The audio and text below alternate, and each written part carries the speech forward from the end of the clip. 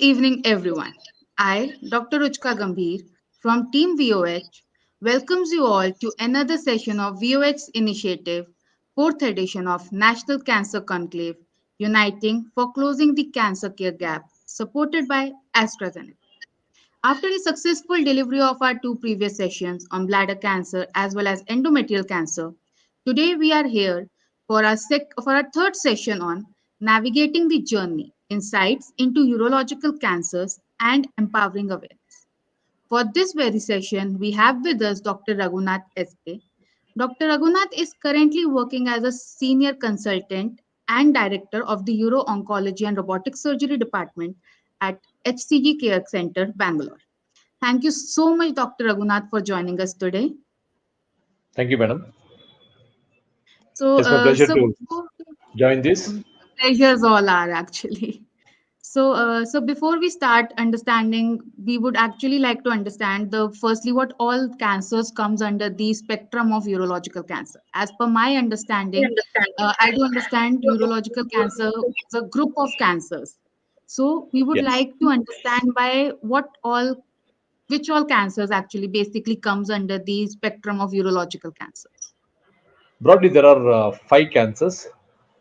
You can also add one more cancer into that so that these cancers are arising from the urinary system, starting Okay. from kidney cancer, bladder cancer, prostate cancer, testicular, and pineal cancer. These five cancers, along with adrenal cancers. So, this encompasses urological, all these are come under urological cancers. So, these six cancers we deal with in urological oncology. So I totally understand the broad spectrum or the six type of cancers which come under the urological cancers. But for today's session, we would like to focus a bit more on the urinary bladder cancer. So before we dive into a deeper discussion on bladder cancer, could you just briefly explain at what bladder cancer is and what are the risk factors which are associated with, in fact, the urological cancers, but being it a bit more precise toward the bladder cancers? Sure, I will elaborate on that. Urinary bladder cancer means the cancer which is arising from the urinary bladder. Urinary bladder is a urine storage organ. It stores and it empties the urine. So, why urinary bladder cancers we get is whatever we eat or whatever we drink or whatever we inhale, those things will get excreted in the urine and it gets stored in the urine which comes in the bladder, and it has its effect on the bladder urothelium, or it's called lining, bladder lining. So this is called bladder cancer. Coming to the risk factors, what are the risk factors? Commonly risk factors what we see in day-to-day practice is smokers, those who are using tobacco in any form, predominantly smokers, and those who are exposed to any kind of allergy, carcinogens, those who are working in dye industry, leather industry, asbestos industry, those who are exposed to the fumes, and even the coal and tar industries. These are very common. And nowadays we see a lot of people are using hair dye, whatever the type of hair dye, the ammonia free, L'Oreal, whatever you take, it is a chemical. So this contains some carcinogens. So because when you use this for 8 to 10 years or more than that, there is slight risk of developing cancer. It gets into our body once we use the hair dye, and it gets excreted in the kidney. And once it comes to the bladder, it gets stored there and it exerts its effect. So that's why person or patient will get cancer because of these carcinogens. So that was really quite useful and insightful, I guess. Never thought that ammonia-free dyes can also result in the bladder cancer. And I guess then their claims about that it is safe for everyone does not really mean a lot then, I guess. So No, next I we have seen would like to know. lot of patients coming with the hair dye, females especially. Those who use Okay. it is not that everybody would get. It is not that every smoker would get cancer. Okay, the Yes. risk of developing cancer is high. Okay. So thank you so much for enlightening us with that. So next, I would like to know what are the common signs and symptoms with which patients come to you. Also, if you could share the incidence rate and the prevalence rate of these bladder cancers nowadays. Okay, so the commonest symptom they come with is hematuria, or it's called blood in the urine. Blood in Okay. the urine. It is generally not continuous. Okay. It comes once and it stops generally. So patient will assume, oh, some problem was there. Once it has come, it has not come again. I don't have to go to a doctor. Again, it comes maybe after some time, maybe in a month or even sometimes 2 months. So please don't ignore even once any bleeding. Any if you see blood in the urine, there must be some cause for this. Okay, so hematuria or bleeding is the commonest cause. Very rarely they can come with even burning pain while passing urine, recurrent urinary tract infections, some pain in the abdomen, and when it goes to the other parts of the body, that time they can develop any complications like even kidney failure and lung. When once it spreads to the lung, uh, they lose a lot of weight. The loss of appetite is one of the symptoms of advanced cancers. Okay. And what is the incident rate? How many patients do you kind of cater on a daily basis which are suffering from bladder cancers? Uh, Typically, in our practice, if you see 100% of urological cancers in our practice in Bangalore, approximately 15 to 20% of our cancers are bladder cancers. We see more commonly prostate cancer. Prostate cancers are more common. And if you take the incidence in Indian population, bladder cancer somewhere stays around fourth or fifth in the position, Okay. fifth commonest That cause. is that is actually a serious issue then, I guess. Having 50 to 20% coming up with the cancers is quite a lot of population and asks for a really serious matter then. So Yes. next, I would like to understand what patient journey actually. So when the once we are while we are already discussing on the signs and symptoms, could you kind of explain us a bit more about the patient journey? How does a patient kind of recognizes the symptom and how it gets referred to the doctor and then to the finally to the uro-oncologist? Okay. Typically, when they develop symptoms of blood in the urine, they go to a doctor. Doctor will generally do urine test, urine culture, urine routine test, and urine cytology test. And the commonest investigation we do is ultrasound of the abdomen. Okay. So in the urine routine test, blood cells will be seen, or it's called RBCs, red blood cells are seen. Normally, 1 to 2 RBCs are normal. If it is more or gross hematuria is there, gross blood is seen, it will be reported in that.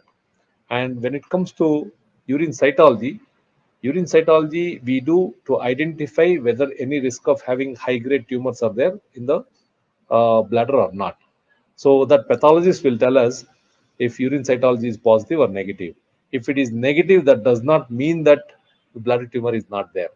It is positive only in 90% of high risk tumors. If low risk tumor or low grade tumors are there, cytology may be normal. And the third commonest investigation we use is ultrasound of the abdomen. In a full bladder, if a good radiologist does the ultrasound, they will pick up some growth in the bladder. Sometimes we see multiple growths are seen in the bladder. Even if the ultrasound is negative, if all these tests are negative, that does not rule out the possibilities of having bladder cancer. A small bladder cancer may be missed on ultrasound. And even if it is present in the prostatic urethra or anywhere in the urinary system, ultrasound may be normal. So, if all these are normal, if we strongly suspect some cause, then we do what is called cystoscopy. Cystoscopy is nothing but putting a lens into the bladder. It can be done under local anesthesia using a flexible cystoscope. Flexible cystoscope is nothing but a very thin, flexible scope. It's a fiber optic scope that can be done as a OPD basis, where admission is not required. Okay. If Okay. grossly ultrasound is showing some abnormality is there in the bladder, some growths are there in the bladder, then generally we plan for cystoscopy and TURBT. TURBT means transurethral resection of the bladder tumor. When bladder tumor is seen under anesthesia, we pass a rigid cystoscope. We see where all the tumor is there, and we pass another instrument called resective microscopy. That is used to identify whether there is any tumor in the bladder or not. And Um,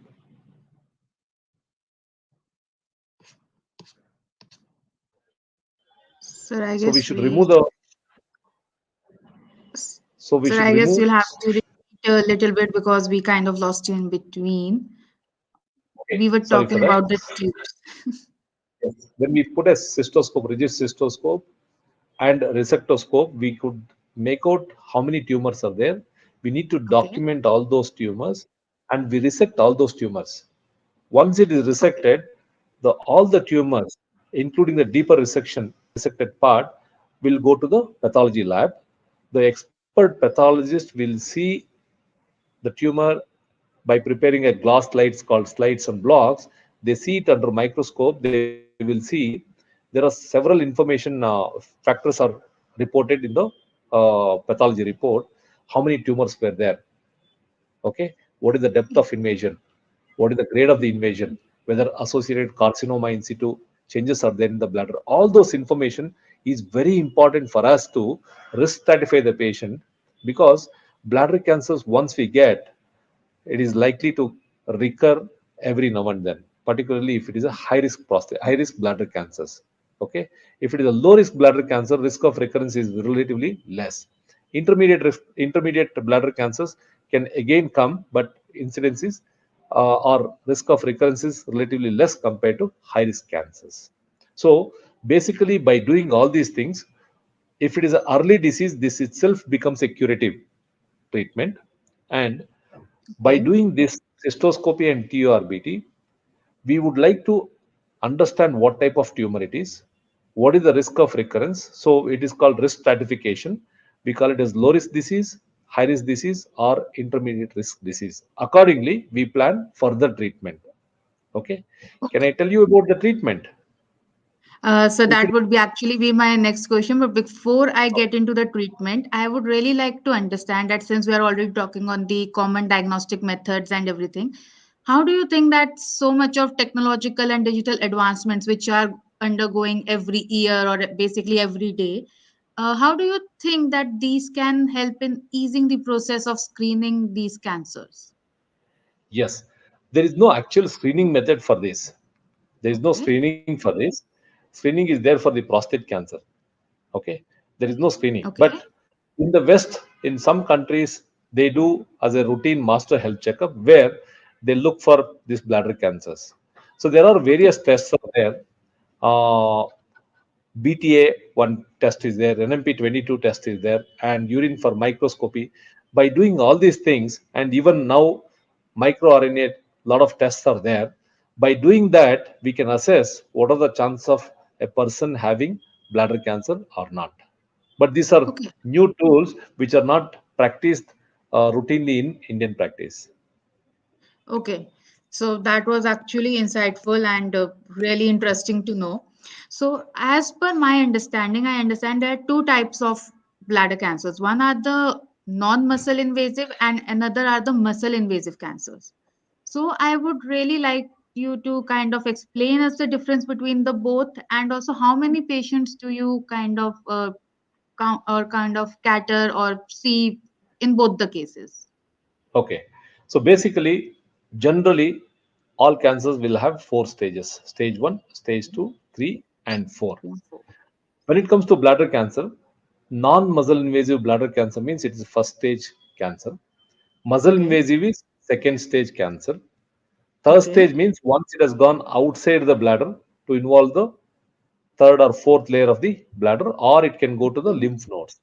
Stage 4 means it has gone to the distant organs like liver, bone, sometimes lung or brain.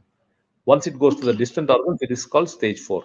So, non muscle invasive is stage 1 and muscle invasive is stage 2 bladder cancer. Okay. The treatment for this first stage and second stage and beyond are entirely different. That's why this distinction is very important. This discrimination between muscle invasive and non-muscle invasive bladder cancer is very, very important.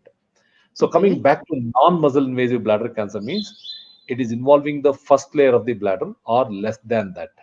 That's called non-muscle invasive bladder cancer. Okay, it can be low grade or high grade. Based on this, we further risk stratify non-muscle invasive bladder cancer into low risk, intermediate risk, or high risk groups, because this has a bearing on the treatment. Okay. So, how are the treatment pathways actually different for both? Okay, let me talk about first non-muscle invasive bladder cancer. If you Sure. consider non-muscle invasive bladder cancer is stage 1. Stage 1, low risk non-muscle invasive bladder cancers generally do not require any treatment except resection of the tumor, and you just observe. Their risk of recurrence is relatively low. We just monitor with ultrasound, urine test, and maybe cystoscopy at 3 months and cystoscopy at 12 months. Okay, Okay. that's it. When it comes to high grade tumors, risk of recurrence is high. These are high grade tumors and high risk tumors, and it can progress to second stage. So their recurrence chances are more. So we have to be very aggressive in treating high risk non muscle invasive bladder cancers. So, how do we treat? We generally treat with uh, intravesical therapy, meaning to say, we put a drug or a BCG into the bladder, and it should be given Okay. at every regular interval for 2 to 3 years. Okay, there are various drugs are there. BCG is one of the drugs, and the other drugs, recent drugs are gemcitabine and docetaxel combination therapy in a sequential manner we give. So this can be given initially as induction course for 6 weeks, weekly every week for 6 weeks we do, and monthly we can give it up to 2 to 3 years. Okay, and since the risk of recurrence is high, every 3 monthly we do cystoscopy to make sure the recurrence is there or not, because if recurrence is there despite of giving this treatment, the treatment would be different. Okay, we may have to remove the bladder. So that's why it's very important to understand after giving treatment whether the disease has come back or not. If the disease is not there during every cystoscopic evaluation, we continue the same drugs and we monitor regularly. So cystoscopy is required for every 3 monthly for first 2 years, and during third and fourth year we do once in 6 months, and fifth year onwards yearly once we do, because the risk of recurrence is very high, so lifelong follow-up is required. This is Okay. about the non-muscle invasive bladder cancers. Coming to muscle invasive Okay. bladder cancer, is already gone into the second layer of the bladder. This is called second stage. In such cases, sometimes if it is stage 3 disease, we give neoadjuvant chemotherapy, or sometimes even now immunotherapy is there. Okay, after giving Okay. neoadjuvant chemotherapy or immunotherapy, we go and remove the bladder, entire bladder we remove, and we divert the urine. It's called urinary diversion. That's one of the options. Okay. Now, even bladder preservation protocols are also there, where you give chemotherapy and give radiation instead of removing the bladder, so that patient can retain their native bladder and they can pass urine naturally. Okay. When it comes to surgery, when we remove the bladder, how patient is going to pass urine? Okay. We have to, urine has to come out somewhere. We call it Yes, as sir. what is called ileal conduit, where a Okay. segment of 15 centimeter segment of intestine will be taken. We join the ureters, and the other end of the ileal conduit will come onto the surface of the abdomen, where they have to apply a bag. So urine will come continuously into that bag. So that is one type of urinary diversion. If the patient is young and the disease is early, in such cases we create a what is called neobladder, using patient's intestine, a long segment of intestine, 55 centimeters of intestine. We cut open and reconfigure that into a bladder. It's called new bladder, and we keep it at the site of the old bladder, where they can pass urine naturally, like how they used to pass before. We, with the help of neo bladder, of course, it takes some time for them to get adjusted with that, so they can pass urine naturally. This is neo bladder. These two options are there. So actually, listening to it was quite interesting, but I had some things in my mind. Firstly, I would like to understand the side effects with the, like you told about the BCG you are giving. What are the side effects associated with it? And also, while we talked about the urinary diversions, won't it change the life of a patient completely? Because, we are taking up a part of the intestine to kind of solve the purpose of the bladder. So, how do you think it kind of negatively impacts the patient? Okay, I will first address the complications of BCG. Now almost we have stopped using BCG because we have better drugs, gemcitabine and Okay. docetaxel. BCG is nothing but a live attenuated bacteria. It's a bacteria. So once we Yes. put that bacteria into the bladder, risk of infection is there. They can bleed. They can have burning pain while passing urine because this bacteria is going to infect the bladder. So typically, all the symptoms of urinary tract infection they can have, and eventually, sometimes bladder capacity may come down. They can develop even BCG cystitis or symptoms like BCG, symptoms like tuberculosis. This is nothing but a tuberculosis bacteria. They can develop tuberculosis, and probably sometimes even this bacteria can go to other parts of the body and they can develop tuberculosis. The treatment is typically give anti-tubercular treatment for this. To answer your other question, if we take a longer segment of intestine, generally 55 centimeters of intestine, small intestine, if we take, generally nothing will happen. But when we take that True. intestine and when we divert the urine into the bladder, the properties of intestine is to absorb what is there. So urine typically contains acid and some electrolytes. So this acid base imbalance and electrolyte imbalance is very common after diversion into diversion of urine into the intestine. So we give medications to counter that. It's called sodamint. We give sodamint Okay. to counter the acidosis. So this they have to take lifelong. Okay. So that is actually quite complicated scenario, I'll say. No, it is Coming not on to, I have complicated. another question. Very simple, very Sorry. simple, very simple drugs are there. It is not complicated. It is not But sir, complicated at all. considering how the life of a patient is gonna change, I'm not really sure what kind of term I should use. But No, generally if you are after saying it's treatment. not complicated, I'll have to agree to that. Yes, yes, yes. So, I actually want to know the another question. What I have in mind was that you are also the head of a robotic surgery. How do you think has these robotic surgeries kind of made it easier for a doctor, or what kind of impact had this created on the patient care? Yeah. When it comes to So bladder doctor cancers. is very comfortable. We can do surgery in a best possible way because we'll be sitting on a console. We will have a three-dimensional view and we can control the robo. So Okay. ergonomically, we will have a perfect position. No strain will be there on the body parts. We can our performance would be better. When it comes to the patient, Okay. since this is a type of keyhole surgery, and everything is done by a surgeon, not robo will not be doing anything. It's a master slave principle. Whatever the surgeon sits on the console does, the same movements will be duplicated inside the patient's body. So because of magnification, we will get magnification of 10 to 40 times. It is very precise surgery. The blood loss is less. The number of keyholes are minimal, where there is no long incision like in open surgery. The recovery is better, blood loss is better, Okay. and wound complications are less, and recovery and their joining the work, all those things are better. So these are the advantages of robotic surgery. Okay, When it that's comes to actually, I guess. yeah, when it comes to Yes. oncological outcomes, cancer control, Mhm. it is almost somewhere similar to open surgery. Okay. So I guess somewhere, I guess robotic surgery has actually helped in improving the outcomes of the surgery. Yes. So that was really insightful and inspiring to know, sir. And we would really thank you for sharing these kind of insights with us. We are almost at the end of a session, and before we part our ways, I would actually like to address. I would like you to address to our public that what are the preventive measures one should be taken to prevent themselves from the bladder cancers as well as going into a broad spectrum from the urological cancers. Okay. Your diet should be good. Eat healthy diet. Don't eat red meat. Okay. Regular exercise is very important. Avoid smoking. Avoid alcohol.